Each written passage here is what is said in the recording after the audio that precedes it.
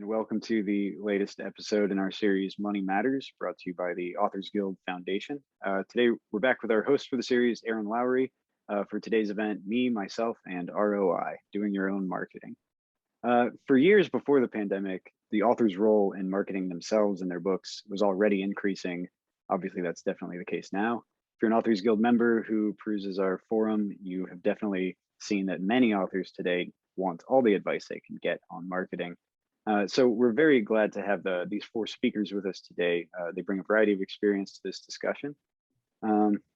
If you want to pose a question, you can use the Q&A box below, and there are subtitle closed captions available if you'd like.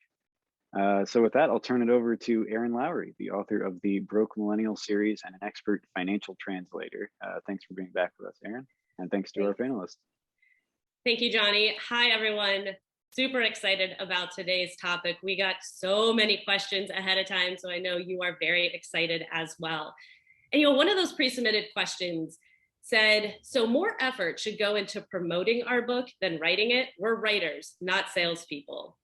My thing is, I know that a lot of us feel that way, but that is honestly one of the biggest misconceptions about being a writer and an author.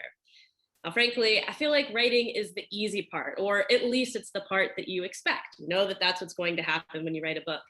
But marketing and sales, that is where the going does get tough. And when it comes to having a book, no matter your genre, no matter your built-in base or your experience level, it is hard. So today we are chatting with an esteemed panel of authors who have experience in both traditional publishing and self-publishing across multiple genres. And I decided to do something a little bit different with their introductions today. A lot of you had asked questions about, did you go on tour? How much money have you spent? So I decided to go ahead and ask everyone ahead of time. So I'm going to include that in their introductions. So first up, we have Jessica Goodman. She is a New York Times bestselling author of 3 young adult thrillers, and those are published with Razorbill Penguin Teen. And she estimates that she has spent a few $100s out of pocket to market her own books and has been on tour virtually thanks to the pandemic. Now, Kevin Matthews II is a personal finance and US history writer and author who has self-published 2 books. He has used his personal connections and pop culture to promote his books to media outlets. Kevin has spent less than $5,000 in marketing and expenses across both books and generally opts for virtual keynote speaking appearances instead of going on tour. Now, Kate Flanders is a self-help memoir author who has published 2 books with Hay House and Little Brown Spark. Kate has spent approximately $25,000 total for the marketing of her 2 books, which included a 9-city book tour for her first book. And I'll share mine as well. So I'm a personal finance / self-help author. I've published 3 books, all with Tarcher Perigee, which is a Penguin Random House imprint.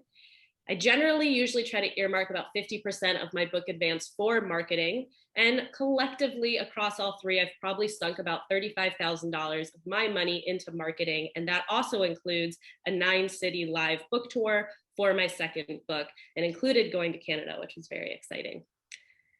Now, let's kick this all off. This is for everyone, but Jessica, let's just go ahead and start with you. How much do you feel that genre impacts your ability to market a book? So for example, are the strategies that are used by perhaps self-help authors still useful to somebody who maybe writes children's books?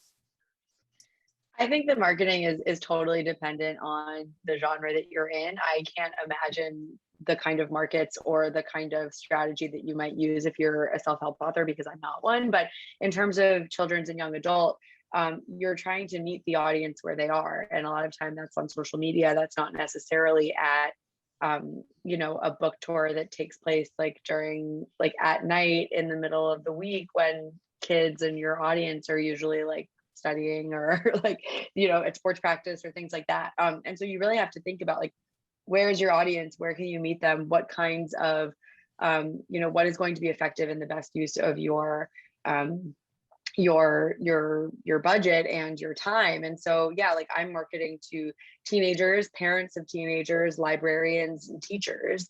And I really have to think about where they're spending time, what platforms they're on that might be useful to me, and how I can, find them. And that, I assume that's very different from where your audience might be. What about you, Kate? Yeah, I think that's a good point. Actually, I hadn't really thought about that, like with kids, especially meeting them at different times of day.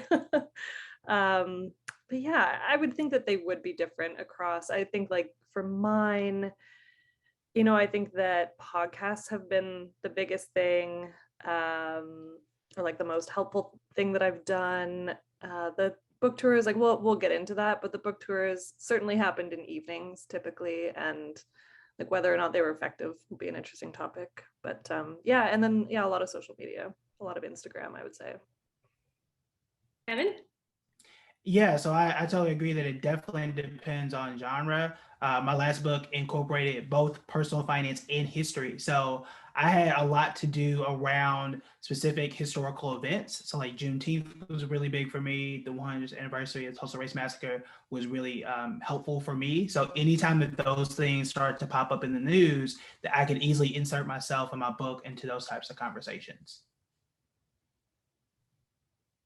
Now, Jessica and Kate, did you have any surprises about what your publishers would or wouldn't pay for when it came to marketing your very first book or any of your books? Sometimes there's a shift between what they'll do for one, which is untested and unproven, versus 2 or 3. So Kate, how about you? So yes to surprises. And I think that what I can speak to is the fact that I work with different publishers for both books. So the first publisher, I would say I was surprised that they basically wouldn't pay for anything. There was even one of my ideas for marketing was to do a mail out of like 100 plus copies of the book, and I would include a handwritten note, and they wouldn't even pay for copies of the book. Like they gave me maybe 20 something, but I wanted to do over 100, and so I had to buy all the other copies at a discounted rate. Whereas my second publisher gave me as many copies as I wanted, and like still would to this day, like would just happily give me as many as I wanted. So I would say that was a big surprise or a big difference. Yeah, I think for me, I really had no idea what to expect. I don't think I even knew, like before going into my marketing meeting, like what marketing a book even meant. And I had to ask a lot of what I thought were really stupid questions, and talk to my agent about like what was standard, like what should I expect, like what should I ask for. Like I didn't even know what I could ask for. And I think like walking into that meeting, I tried to prepare by talking to my agent, like I said. And I think it's like really important to talk to other authors in your genre at your same level and say, like what were you happy that your publisher did? What should I ask for? Like what is appropriate, what is not appropriate? And I think like something that I was pleasantly surprised by was like I was encouraged to like swing for the outfield, or like think big, and like they wanted my ideas. And so I think once I realized that, I felt really comfortable like brainstorming and sending emails to the marketing team and being like, hey, maybe we could do this. What do you guys think about that? And they were sometimes like very receptive to my ideas, and sometimes would also just like explain why maybe that like wasn't the best idea. But I think like creating a really strong relationship with the people who hold the marketing budget and who are in charge of these things is like really important. And I think that like because I've been with the same publisher for 3 books, I've been able to really develop those personal relationships that help them, and help me obviously too. And I think setting yourself up as someone that wants to play ball, that wants to be a part of the team, and that wants to make their lives easier is a great way to like help encourage success for your book and for you as an author. Like if they get the sense that you want to make their life easier and that you want to help and be a productive part of the team, I think that's a great way to get them to market your book better. And I do actually want to push on that first point that you made about asking questions and kind of feeling a little bit, I hate to use the word dumb sometimes, when we're like, oh, is this a stupid question? So important through this whole process. Traditionally employed, self-employed, it doesn't matter. You don't know what you don't know. People are going to be speaking to you in jargon that they're just so in it all the time. They don't think about the fact that you don't know what certain words mean. Never hesitate to stop and ask for an explainer, or to reach out to another author, or if you have an agent, talk to your agent. It's not a dumb question, especially if you've never gone through this before. It's really important to make sure you understand what things mean. Now, kind of following up on that though, we've made it pretty clear that oftentimes, especially for the first book, the publisher can really put the burden on the author to do a lot of the heavy lifting when it comes to marketing. So if that's the case, why bother going traditionally published? For the two of you who have done that, Jessica, I'll start with you. Yeah, I mean, I can only speak to my experience, which is being traditionally published, and I found it to be incredibly helpful, not just from a marketing perspective, but because there are so many parts of the publishing machine that like I have no knowledge of or interest in, like, and they are the people that are the experts in this field. So that might mean like sales, getting the books in libraries. Like they have reps at every single, like for every single region in the country. Like they know where the books are going in terms of bookstores and mass markets and all of these things that like I just don't really know about. And so I think you get a much bigger like breadth, you know, like your books appear in so many other places. And I do really feel like I've gotten the support of my publishing house in a way that I don't think that like I know that not all authors feel that way. And so I have felt very supported in terms of like being able to rely on the experts on my team to say like, you know, what should I do in this scenario? Like how do I make contact with this bookstore? Like what's the best way to get on Barnes and Noble's radar? Like, and also like what are you guys doing to get me on Barnes and Noble radar? Like their job is to push the book that they bought. And so because you have the same goal of making sure your books get out there, I think it's been a really beneficial relationship for me. But again, like I haven't self-published. I'm sure there are like incredible benefits to that. I'm just like not that familiar with it. Yeah, I think I would just reflect all of that and say, if we go back to what you were talking about in the intro, just that I do not feel like I'm a great marketer. And so therefore, just that thought of, I don't actually feel equipped to do all the rest of the work. Like there are pieces of it that I really enjoyed, especially like I do have an online community and stuff like that. So it was kind of easy and fun to tap into different things like that. But as for the rest of it, like, yeah, all the different places that a book can go. And then I hadn't thought about this, like this wasn't part of deciding to go the traditional route. But an interesting thing has been how easy it's been to get foreign language translations through a traditional publisher. Like that can still come your way when you go the self-publishing route, but you don't have to think about it once again when you go traditional. Now, Kevin, we've talked about the advantage of traditional, but in defense of self-publishing, and especially, I feel like you're something of a marketing guru in a lot of ways. So some of this could be like, I can handle all that myself. But what for you have been some of the big advantages of self-publishing instead of traditionally publishing? Yeah, I think for me, obviously there are pros and cons on either side. I think for me, just the flexibility and autonomy on what I wanted to say, how I wanted to say it, and like how quickly I can move with things. And I think that's been the best thing for me. So I really get to write my own rules and play my own game in terms of like what media I want to do for, what bookstores I want to be into, and how to really like facilitate those conversations. So for me, it's just been a lot easier to say like, hey, we're going to do this, we're not going to do this. I wanted to say this exact phrase. I want the book to look a certain way. So all those things I like having my hands into and just being able to really push any buttons that I need to and be really, really quick and nimble if there's something in the news or something in the media that I want to be responsive to. Now, for everyone, what was the tipping point for you between paying someone, such as a publicist, to help with marketing or just doing it yourself? So do you feel that it's worth it to hire, whether it's a PR firm or a publicist? And alternatively, I also want to bring up there's other ways to have teams that isn't necessarily a publicist. So Kevin, let's start with you. Yeah, so for me, I did have a consultant. So she kind of laid out a lot of things I didn't have for my first self-published book. So she gave me a lot of structure to say like, hey, here's how things can go. Here's when you at least want to consider releasing the book. Here's why. So helping that helped me to kind of generate a lot more press. So for example, my book came out in May 18th of this year. But also, you know, I got the opportunity to say, look, you have Black History Month that might be important for you to talk about. You also have Juneteenth that may also be another opportunity for you to talk about and reach out to these 5 or 10 contacts.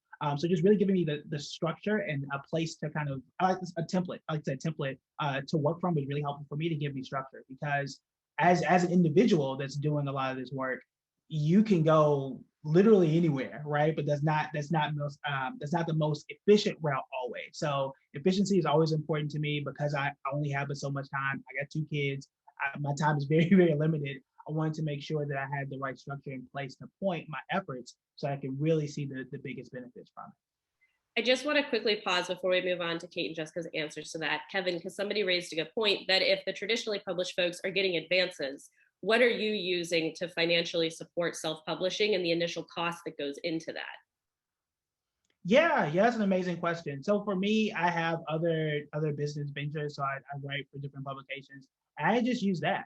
The good thing is that the upfront costs were pretty minimal. I went and paid an editor. That wasn't expensive. I went and paid someone to actually had a high school classmate that actually did my cover design, and that was free. So a lot of it was money I had saved from other projects and just kind of rolled it over into the book. But a lot of my expenses were relatively low. Great. And now, Kate, how about you with the idea of hiring a team, publicist, PR? What's the tipping point on that? So like with my first book, it was just recommended and recommended both by my agent, but even my publisher just kind of asked if that was part of the plan. And so I decided to, and I picked someone who had read the book and he sort of shared all these different ideas that he had for it. What I would say is that I found that experience to not be worth it.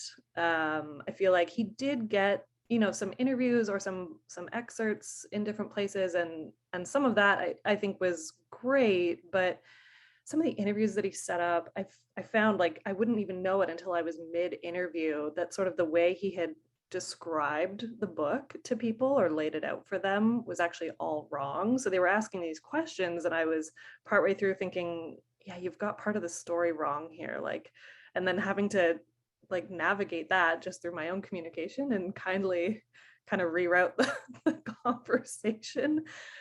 So there were pieces of it that I just didn't really find to be worth it. And there's lessons from that of just sort of how much prep it might take if you are hiring someone or getting other people to pitch you. Like you actually might want to take a lot of time to come up with those, not pitches per se, but like the angles, like, so really working with the person, not just doing a full handoff.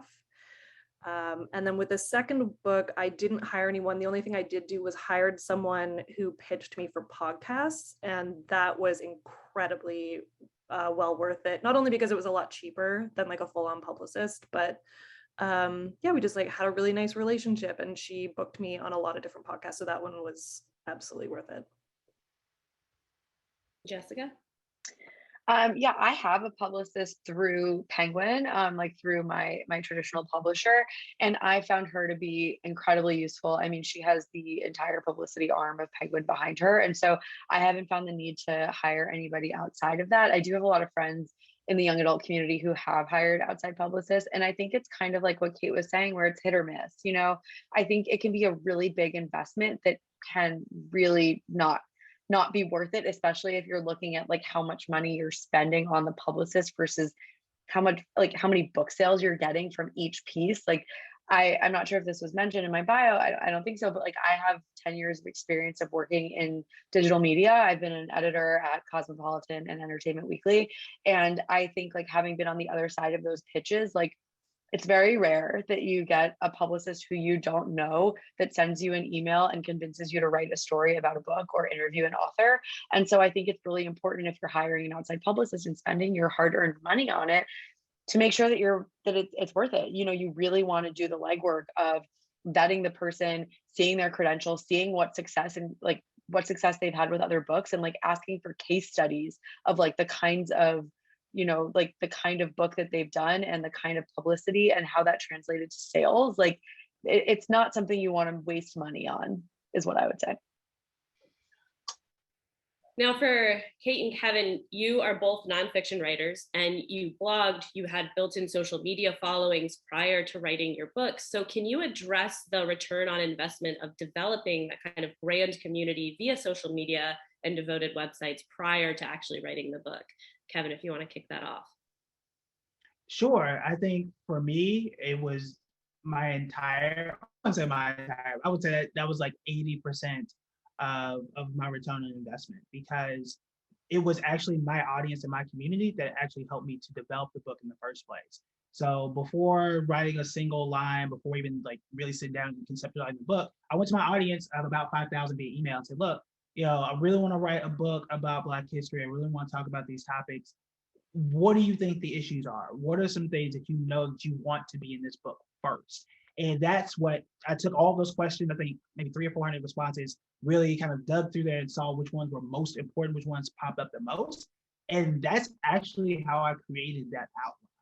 So from there is when I started to share my journey of actually writing the book, which I didn't know at the time, but that actually became a marketing piece as well, where I could say, look, I just wrote my first 100 words, now I'm at 50,000, go get the book today, right? So those things had really helped me to gain momentum, figure out what people were actually looking for. And I would say most importantly, how to set my book apart from everything else that was out there about the topic that I was writing about. Yeah, I would say that it was huge for my first book. So I had been blogging for about 7 years by the time my first book came out. And I had about 50,000 like unique, or not, yeah, I had 50,000 like visitors to my site every month. Plus I had a mailing list of about 10,000 people, but I constantly sort of deleted people off the list so that it was only people who were actually opening. So my open rate was like 82%. And that accounted like, or what that ended up resulting in was I think it was about 3,500 pre-orders for the book, which that really set the tone for like that, because otherwise I don't know who would I've marketed it to. So it was really helpful for my first book. Now, Jessica, you already brought it up that you had a lot of media experience. You have worked at Cosmo, Entertainment Weekly. So your debut novel, it's YA fiction, very different than what we're talking about with kind of memoir, personal finance, US history centric. And it's not necessarily based around an online community that you had created prior. So for the authors that are tuned in now, what's your advice about marketing for those who don't have a big social media following, who don't have big email lists or even necessarily a website? Yeah, I think I think in that way you kind of have to think like much bigger outside yourself. Like I wasn't marketing myself. Like I wasn't marketing me, Jessica Goodman, like this shiny new author. Like I was marketing a book, and that the story was what I was hoping would get into people's inboxes and brains. And the cover, the cover was so important in making sure that it was like everywhere. And so the strategy that my publisher and I came up with was really just to like get the book to as many people as possible. We did a really big social media influencer campaign where they basically came up with the list of like Instagram and TikTok and Facebook influencers to like send the book to final copies. And they did a lot. They put some paid marketing behind that as well, like paid influencer marketing, which I think was incredibly helpful. And because I had such a strong list of contacts in the media world, we sent the book out to basically every media outlet that we thought might cover young adult fiction, specifically about young women. And that was kind of that was our strategy, really. So it wasn't about marketing me and my ideas. It was about marketing this story and really kind of like pairing it with other comparable titles. Like we call those comps. So like my first book was like a prep school murder mystery. It has a lot of similar, aesthetics to Gossip Girl and themes, to like One of Us Is Lying, which is this like really big YA thriller. And so by kind of like pairing it with those books and saying like, if you like this, you'll like this, that was a great strategy for getting it into the hands of people. So I think it's like, I think when you're working in fiction specifically, like you don't need to have like a really big personal following or a really big social media following to get your book out there. Like there are tons and tons of bestsellers out there right now where like the author isn't even on Instagram. They're not even on Twitter. And, something that the marketing team at Penguin always tells me is like, if you're not interested in the platform that you're pursuing, it's going to show, and people aren't going to want to engage with you, and they'll know that your content isn't authentic. So it's like, there's no point in like jumping on the bandwagon if you're not there to play along with everybody. And it's kind of best if you take a back seat and let like the book and the work do the talking for you. That's how I feel about TikTok. Refuse to get on. I Now, just yeah, I know, but everybody's going to be different. Now, I also, to that point, and you just mentioned, like, there are best-selling authors that aren't even on these social media platforms, and some of the people submitted questions ahead of time that were about, well, to be honest, I kind of want to keep my personal life personal and private. So or is it necessary to bifurcate and have, you know, your author presence and then your personal presence? Is that a strategy that any of you have used? Or do you also just sort of feel like maybe I don't even need to be on certain things as an author? Kevin, how about you take that? Yeah, it's one I've been thinking about for a while. When I first started, especially my first book, it was strictly business and personal, totally separate, and they don't really mix. I think I'm in a weird hybrid space where I still have a personal page, but I barely post on it. And most of my personal fun updates, as well as my business book updates, are all on the same page. Personally, I find it an advantage of blending the two when possible, because it makes you feel more human. It makes you feel seem more likable, depending on if you're likable or not. I don't know. But also like the human aspect, like people connect to people, right? I want people to connect and associate me with my book and want to get it for those reasons. For example, my wife and I just bought a home on Friday, and there's a lot about homeowner discrimination in my book that we talk about. Those two things blend together because as an African American today, I had to really consider like, what are my interest rates fair? Are these things considered when buying a home? And that perfectly tied into what my book was about as well. So for me, blending the personal and the business together was a perfect fit, but I realized that may not always work for everyone.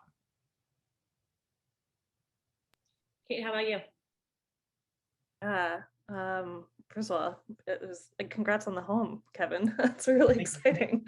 I would say that, so I actually only use Instagram now. I used to use everything.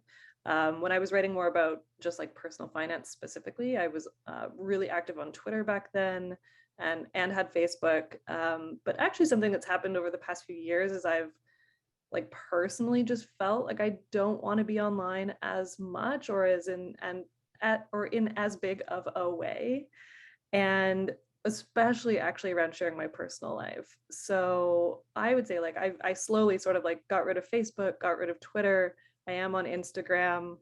I share some stuff, but honestly, I just don't use it as much anymore. And I do think a piece of it has come from like not wanting to sell myself. Like I don't feel like I am some expert on things, and so I don't want to be selling myself in that way because that's not how I see myself.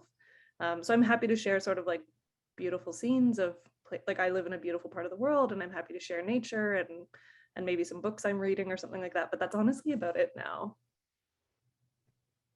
And I think we should point out that your second book is about the adventures of opting out. So a lot of it is also about opting out of a lot of these things that we use to promote and market books. Jessica, how about you?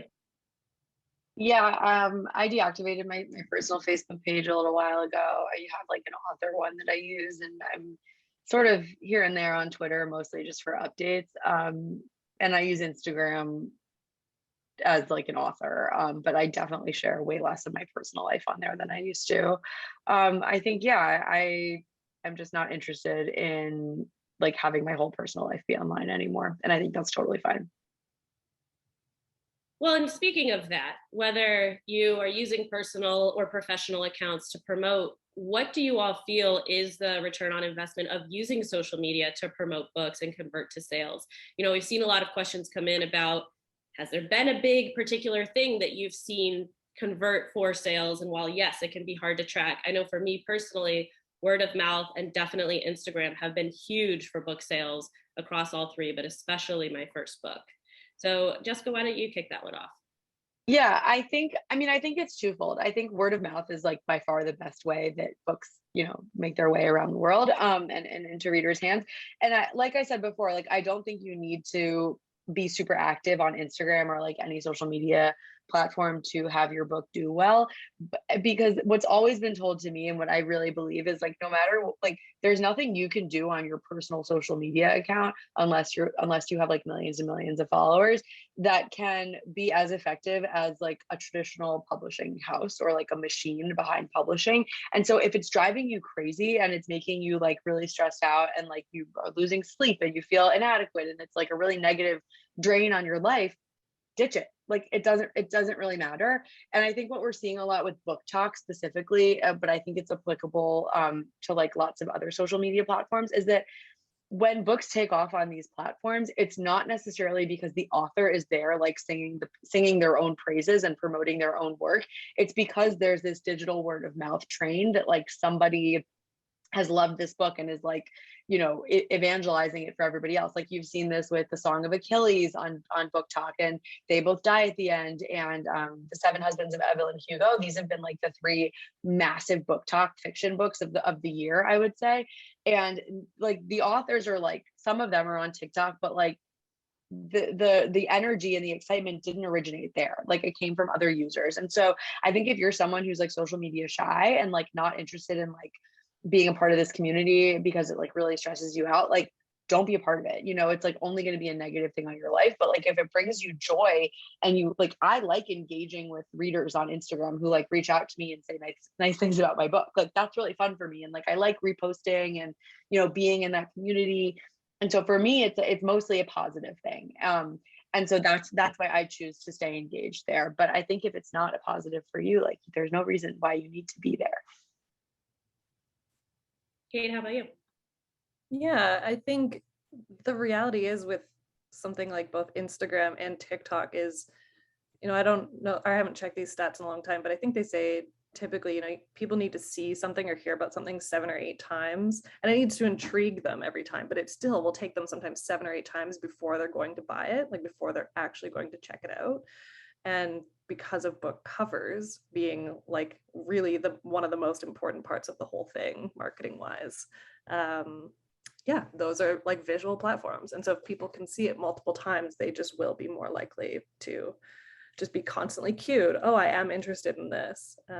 But I also agree, like it doesn't mean you need to be actively doing all the work. Even if you have a ton of followers, like it probably would be, you'd probably need 500,000 plus to, you know, make a bestseller list or something like that. So yeah, but just that people like visuals. Yeah, I think for me, it depends on like who you are and where you naturally reside, like online. So for me, I book or no book, I like, you know, I like being on Twitter. I like putting out really interesting things about whether finance or even the pop culture or whatever. I would have done that anyway, right? So for me, it's if I'm already on Twitter, what is it that I can say about my book or just about life that feeds into the book, right? For Instagram, like what is it that I would already post anyway? So I make sure that whatever I'm trying to post, whatever I'm trying to market, fits with me and who I am. I don't like to try and like force myself into a box because it's popular. So it's always about like posting on your own schedule. I think it's really more about you know, what doesn't stress you out, but what is normally within your flow. So I used to spend a lot of time on Facebook. And I don't spend as much as I'm starting to like Instagram a lot more.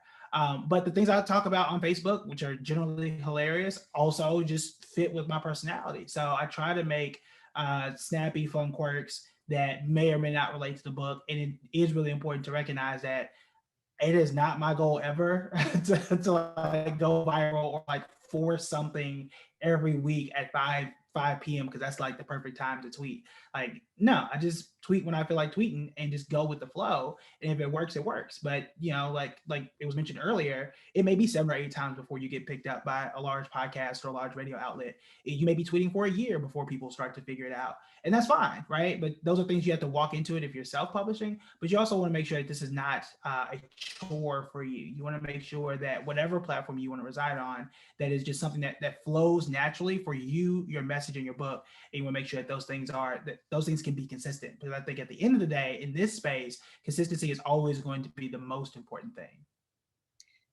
Well, and on that, I think it's helpful on social media if you have a gimmick occasionally that you go to weekly that you're excited about. So like Kevin does Fight Me Fridays on Facebook every Friday. He'll list some potentially controversial opinions, usually about silly things like doesn't like blue cheese on a buffalo wing. As somebody whose parents are from Buffalo area, I found that offensive. But it's stuff like that, where like I on Instagram do an Ask Me Anything every Wednesday. It's something that your audience comes to expect. And it's also a way that you can kind of build community around something that's not always necessarily pushing or promoting a book, but it's a way to build community. And speaking of these platforms, and Kevin, we'll start with you. Have you ever paid for ads on social media, like Facebook ads, Instagram ads? And if so, was it worth it? So yes, I have, but I have not done it for my book. So I've done it for like courses or like to build my email list, but I haven't done it for the book, just because it has not been worth it for the price point that the book is at. So I do a lot of what you really want to pay attention to without trying to get into all the analytics is what is the cost per acquisition. So if it costs me $20 to get one person to buy the book and the book is $20 or less than $20, it's not really beneficial for me. So for the book, I don't think that's the best place for a return on investment. But for higher price things, maybe you have a course or something like that, it might make more sense there in my experience. Jessica, Kate, have either of you ever personally used it? I know the publishing houses do use them. All right. Now, Jessica, you had mentioned earlier about, working in traditional media. You had mentioned pitches, that you knew what it took to get somebody to open it and buy in. So for those of us who are maybe not hiring a publicist, don't have a big publishing house behind us, maybe it's a smaller publisher, a literary press perhaps, or self-published, what are some top tips for the ways that we could craft pitches that are compelling and is going to get that click? It's a great question. It's one I get a lot. And I think that the best thing you could do is to personalize each pitch, which sounds really hard and really terrible. But we editors know when they're getting a blanket pitch that's just like going out to everybody. And I worked at Cosmopolitan. When I was there, I held many hats. One of them was that I edited all of the personal finance and career coverage, and it was always wonderful when people would email me with very specific pitches, either like, hey, I'm Erin Lowry, and like I have a book that's coming out about this, and I think that it would be interesting for Cosmo's audience because you guys covered this. And here's the story that I either want to write or want to be an expert around. And I think knowing what the brand is doing is really, really helpful. For Cosmo, when we were doing personal finance stuff, it was obviously like we were speaking to young women. Like that's who the brand, is about. It's always been that way. And so when I would get pitches about people being like, hey, I'm writing this book about retirement, like, let's talk. And I'm like, there's like, our demo is not retiring. Like, we don't now, they're not retiring now. And so I don't need this kind of expertise. And this just shows me that you're just sending this out to everybody. And like, there's nothing really here for me. So I think personalizing the pitch is really important. And this is also really true for fiction as well. I think if you know the brand does specific series or features, it's awesome to be like, hey, I'd like to pitch my book, or have your publicist pitch your book for a specific series or for a specific little column that they do, and say like, hey, this author would be great for this because of X, Y, and Z. And sometimes when I think you get a lot of bang for your buck when you get your book included in roundups, the best books to read this summer, the best personal finance books of the year, all that kind of stuff. And I think even just including that, hey, this is a great beach read, and I think it would be great for your best beach reads of the year. It's comparable to Emily Henry books and things like that. Just showing that you're an expert in this space as well is really helpful. I mean, I could go on and on and on, but I think that those are the best tips. And also it's just one more, know who you're pitching. Reach out to the person that is in charge of whatever you're trying to get your author or your book in. And so look at who has written those stories before. If you want to get a book in a roundup at Marie Claire, go to marieclaire.com, see who's written all the roundups and email that person. Like, it's pretty easy to find those email addresses, but email them and say like, hey, I know that you've written the past 4 monthly book roundups. Are you accepting submissions? Like, I have some like that I think would be great. And I think like a lot of people always say like that you assume like these come from the publicist, but like I always loved hearing from the author, especially in my final years at Cosmo. I was the op-ed editor, and that meant that I was publishing a lot of personal essays. And most of the pitches that I accepted were from people who had books, like authors who had books coming out and were pitching essays that were tied to their book. So you're not just promoting your book, but you're promoting you as a person and your ideas, and you can kind of relate the themes to what you're writing about the book as well. And I loved working with authors in that way. And so I think you shouldn't be afraid as an author to reach out on your own behalf and say like, hey, this is me. Here's what I have to say. Kate? So I have a question to start with, and then I'll start with Kate. I want everybody to do it, but I feel like you are particularly good at getting reviews of your books. We all know those are important. Goodreads, Amazon, wherever people are buying books, you want to be seeing reviews, you want to be seeing those rankings. What strategies did you use to get your community to first not only just buy your book, but go back and review it, take that extra step? And I just want to reiterate too, doesn't matter the genre, doesn't matter the topic, reviews are critical for the sales and promotion of your book. Yeah, this was the one question where I was like, I don't think I have a great answer, only because I don't really think I've asked for it much beyond, like beyond maybe right around the launch, saying like, if you've read it. I would usually direct people to Amazon because unfortunately that is a place that matters for reviews. Mostly around like rankings, like where you'll rank, it helps with that. But I actually don't think I've really ever asked for them. Well, yeah. I will reiterate, somebody who remembered your first push, but also for kind of the top books that you sent out, handwritten notes, stickers, all of that, kind of tying to the idea about influencers, getting people to share word of mouth, but also around the launch of it, just reiterating, I know they're important, I'm a fellow author, but even to other people who aren't, just making that statement of like, these are important. What about you, Kevin? Have you used any particular strategies to try to get people to go back and review the book? Not a whole bunch. So I should do this more. This is like, I actually put on my goal list for next month to really focus on reviews.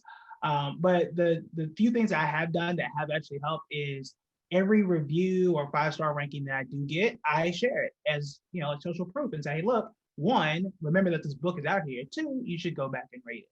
I think I've only sent maybe 2 emails to remind people who did actually buy the book to go back and do it. But I love just, taking a screenshot and saying, look, we had 10 reviews, now we have 15, go check that out. So personally, I need to be more consistent in doing that, but that's been the method that's worked for me. Jessica, did you use anything in particular? I don't think so, no. And also to be noted, sometimes with the traditional publishers, they'll send out early copies and encourage people to review on Goodreads, and they'll have to do a disclaimer, hey, this was a freebie. But that is one of the areas, particularly I've noticed for fiction writers, that a publisher could do that, but also if you're self-published, that's a consideration of maybe sending it out to 20, 50 people that are either influencers in the area about what you are writing, or perhaps people that are bought in already to the topic of your book. And they just need to put a disclaimer though, if they get one for free. That's always very important. I'm gonna ask one more question from pre-submitted before we open it up to everyone. This is for all of us. The big media hits, reviews, those are exciting, but they don't always translate directly into book sales, or at least it doesn't seem that they always do. For each of you, has there been a particular marketing style that you have found to be most effective when it comes to translating actually into book sales? And I know that can be hard to quantify, but is there something that you've noticed like, oh, when this happens, those book sales do seem to go up? Yes. I think this is a very specific one, but it's worth noting. When there is a discount on ebooks, like Amazon or Kobo, or any of them, like oftentimes I actually don't know the ins and outs of this, but sometimes like the publisher will discount the ebook to like $1.99 or $2.99. The sales go through the roof for all formats. And there's an author named Tess Sharp with an E. She's a young adult author, and she has a thread on Twitter about when you know that this is happening. Like often if you're with a traditional publisher, they'll tell you like, we're doing a promotion, it'll be discounted. And she has a great thread on Twitter. And I encourage you to go find it and read it, where she says all the things that she's done to promote that sale. And it's often like getting the discounted information into like specific newsletters that promote those discounts. And she says that it's been like incredibly helpful for her. I haven't personally done that because I didn't have the time and didn't know that was a thing you could do, but it sounds like next time I get word that my books are going on sale for the e-copies, I'm definitely going to do that, because she says that she's seen, even more sales and growth during those periods. Kate or Kevin? Yeah, I would say that that is true. I also think like the two biggest things that have helped with both of mine, one is that with my first book, when that happened, my publisher emailed their mailing list, which was a ton of people, and told them very specifically like a story about the book and why they, enjoyed publishing and all of that. And that is why the book was a Wall Street Journal bestseller. And also I've had for both books been Audible Deal of the Day, or Audible's Daily Deal, or whatever they call it, which has typically been like 5,000 to 8,000 sales on that day alone, just in audio. So that's been really helpful. And again, I've had no control over that. They just send you an email that's like, hey, Audible's going to do this thing. Here you go. I'm like, okay. Kevin? Yeah, me. I should be for the sale. I guess I get to control that a little bit more. But for me, a lot of the video media interviews have worked. But I think it's the way that I usually will spin it or share it. So a lot of my book is again community based. So anytime that I get featured anywhere, I like to say like we did it as a community, like because of y'all, like help share this. Y'all got me here. I really appreciate you guys, so on and so forth. So that's been really helpful for me to reshare those in that format. Tends to get a lot of engagement, and those are the days that I start to see a lot of spikes in sales. Again, it is really hard to track from what website they're coming through and all that type of stuff. But those have been the things that have helped me on the front end to see an immediate jump in sales. But when I also get people who hire me for speaking events, it's usually because they saw me on those platforms. I always try to ask like, hey, where did you find me from? And it's usually because my friend shared this interview on BuzzFeed, or my friend shared this interview from wherever. So I try to ask those questions to see like where are people finding me and where are they finding the book. I do think that that's incredibly important. And it does bring me to one person who brought up about book buying audience that aren't under 30 and quote unquote aren't spending all their days on social media. And I will say Facebook seems to be pretty popular with Gen X and boomers as well. So don't discount social media no matter the age demographic. But for folks who are kind of suspicious of whether it's social media being used to sell books, what would you recommend as other options to kind of get word out about your book that you perhaps could control?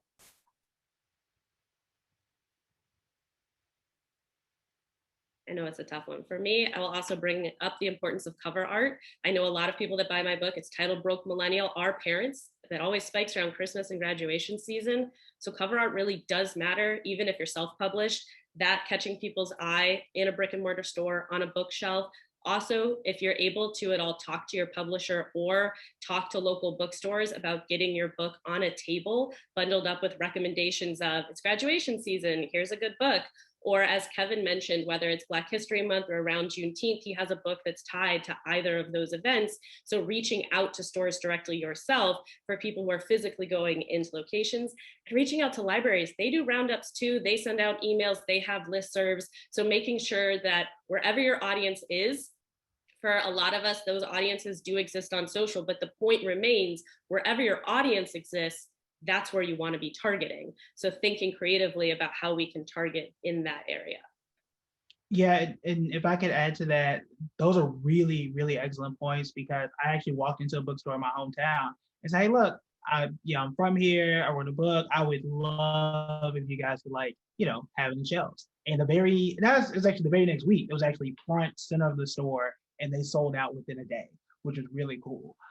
But going back to cover design, that's super, super important too. So my book is about the Tulsa Race Massacre, and it's about building generational wealth. My book is the only book that if you were to Google all the books out there, mine stands out from a color standpoint and then what images are featured. So mine doesn't feature anything destroyed, doesn't feature fire, and a lot of books in this genre are usually like black or gray or brown or in flames for whatever reason.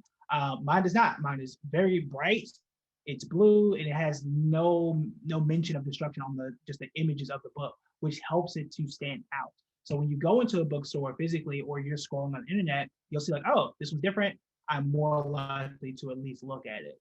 So those are some things that we went into it knowing, and just being really nice if you're trying to be in a bookstore, say, hey, would it be okay to order X amount of books? Could you place it here? I've been told like, oh, because you asked really nicely, because some people are mean apparently, that helped it to get out there. I know it's been asked a few times when Jessica mentioned Roundup, I just said Roundup. What we mean is whether it's a publication, a library, it's like the best personal finance books to read this year, or top beach reads for this summer. Those articles that go out, they're very shareable. So getting your book onto one of those lists. And as Jessica mentioned, going to certain websites, seeing the names of the reporters who write those, and then reaching out directly to those reporters.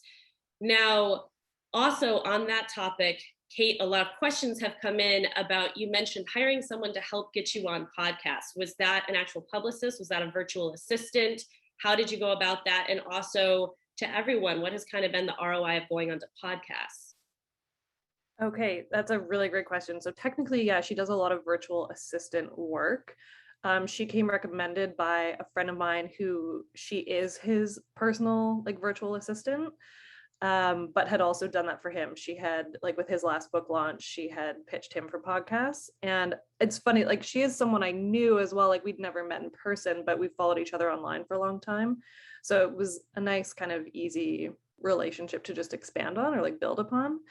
And I would say that podcasts have, they have always been helpful. I think if anyone here, which actually I think is all of us, have probably published something during the pandemic.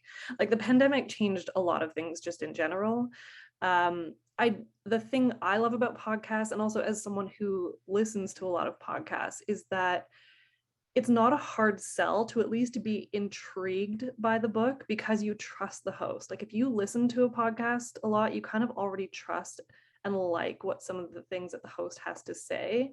So if they tell you that they really love this book, you're at least intrigued to look at it. And so I have had a lot of success with it, and I've done interviews that have done nothing. But I've always enjoyed them. So. Now, Jessica, I think you're the most recently published author. Your second book just came out. Is that right? Hit the bestseller list. Now, so it's freshest in your brain, but we've been asked a few times, let's say your book is coming out in spring of 2022. What's the timeline for when you should start that big push for promotions? Lay it out for us about what you're thinking about during the months leading up. Yeah, absolutely. This is very timely because I am just finishing up edits on my third book, which will come out next summer. So I am starting to get into this mindset. And that's basically I think people always say 9 months before is when you really start the marketing push. It's around that time that you start either releasing the cover that you've already created, or that you're hopefully getting it out the door. And I think that can really be the first big publicity moment that you have, where you say how do I want to release this cover? You could do it with an outlet, you can do it on your own social media, you can gather a bunch of author friends to help you promote it on social media. I think there are lots of ways to go about that. And then the real bulk of marketing, I think, starts maybe like you start thinking about it maybe like 6 months ahead of time and start executing stuff maybe 2 months out. At least all of my experiences have to do with the pandemic, like are in the window of the pandemic, and I think things were pushed a bit out before then. But yeah, I think you're really starting to think about like what your plans are going to be like very early on, like 9 months out. Like I said, like I'm already talking to my publisher about various marketing ideas, whether it's like swag that we want to go out with the book. So like, for example, my second book, the cover is of sneakers, like running shoes, and my marketing team had the genius idea to send the same sneakers that are on the cover to 30 influencers and media contacts that I had, and a few celebrities too. And that made like an enormous impact on visual platforms like Instagram and TikTok. And so we're already thinking about like, what can we replicate for the third book that would have that same kind of impact? And maybe it's something to do with the cover, it's something that will look good with the cover, like all of that kind of stuff. So I think you're starting to think about that stuff, yeah, like 9 months out is what I would say. And then you're executing everything within like 3 months of the book release. I love that someone also has brought up in the comments, don't forget about LinkedIn. Don't sleep on LinkedIn for promoting your book as well as a social media source. Now, we've had a few questions about book tours. I know we're running tight on time, so I just want to quickly address them. I know Jessica's been doing some virtual ones thanks to the pandemic. Kate and I have both done in-person ones. Kevin actually spoke at my very first book tour event here in New York City back in 2019. So Kate, I'll start with you on a traditional book tour. Did you see a return on investment, or more broadly, kind of what's the value of doing a book tour these days, especially if the burden is often on the author to financially support it? Yeah, which it was. And then it was hard because it was actually interesting. Last year, my publisher would have been open to paying for a bunch of different things, including paying to pay for me to like go to LA for a certain interview. And then of course I couldn't because I'm in Canada, I should preface with that. So our borders are closed to each other. I literally can't come down yet. But yeah, I would say, my first one that I did, it was fully funded by me. And while I have some incredible memories from it, yeah, I don't think that I would bother again unless someone was paying for it, like in terms of the sales. I do think the one that probably actually did do really good sales was Powell's in Portland. I've been down there for events before, and they always have like 75 to 100 plus people there, and a lot of people buy books. So that's like a nice event. On the flip side, I would do it again, but I also did it differently than a lot of traditional authors, where I did a kind of a full-scale event, which is part of how people are like, how'd you spend $35,000? It was across multiple books, but for the book tour itself, what I also did was I sold tickets to the event. The event was a panel discussion about a particular investing topic. It was an investing book, and your ticket got you a copy of the book, a swag bag, and then we had drinks and food. So it really did feel like a full scale. You were opting into that, but it's also guaranteed book sales. I took that out of a page from Tim Ferriss. When he went on tour, your ticket bought you a book. So therefore, when you're going on tour, you are guaranteeing a sale per ticket sold to the event. Now, the question is, can you get people to opt into buying tickets? That's a whole different conversation. But there are different ways to structure book tours as well, rather than the kind of we think traditionally about just going to a bookshop, doing that. I'm with you on Powell's. I love doing Powell's. That was my like one traditional version, kind of just going into a bookstore. But I would agree that if you're financing it yourself and going to libraries or bookstores, it might not be worth it in the same way. And all right, let me look at last. Can I say one Yes. one more thing about book tours? Yes. I think also both of those points are very correct, but I think one thing not to overlook is how important it can be to cultivate personal relationships with booksellers and bookstores. So if you're planning all of your events at an indie bookstore, whether it's like if you live in an area where there might be like 5 or 6 indie bookstores within like a 3-hour drive, and you can do it without, like, if your publisher won't fund it and you can do it without like totally breaking the bank on your end, like it's a great way to just like connect with people, because it's like it's impossible to overstate how important it is to have those personal connections with booksellers, because at those like all bookstores are very analog still, and like most of the books that are being sold at your local bookstore are being hand sold, if you know, like by a recommender or by someone who works there. And like the legendary author Anne Patchett has this great essay where she talks about going on her first bookstore where she just spent hours talking to the booksellers because nobody showed up. And she's like, that continued to lay the groundwork for the rest of my career. So if you're thinking about having like a real career in this industry that's long term and not just like a one-off book, having those relationships that you can, you know, call back on year after year, book after book is like, I mean, what a gift, you know? Well, and that being said, one of the questions we had come in a few times, and this applies, I feel, to both traditionally and self-published, because if you're self-published and want to be in a brick and mortar store, is the suggestion just to walk in cold? I know, Kevin, you've done that. Or do you send an email first? Do you pick up a phone and call? How do you go in and ask for the order of, could you put my book on your shelf? Yeah, so for me, I sent emails first. Only 3 or 4 times I've actually walked in and said, "Hey, did you get my email?" But a lot of times, my pitch has been, "Hey, in some cases I was a local author, so I did it. I started at home and kind of branched out to kind of also have that social proof, like, hey, it's listed in these 5 stores." But also say, "Hey, I wrote a book about this. It's relevant because," and for me, since I was nonfiction and it was in the news, I could say it was relevant because of this article, and this article, which I just so happened to be featured in as well. So that helped to build that credibility. And then I always, in any sales or action-oriented email, I don't ask yes or no questions. So I like to say, when is the best time that you can talk, or what's the best time that I can come in and sign books? So those were like my incentives to kind of get into those stores.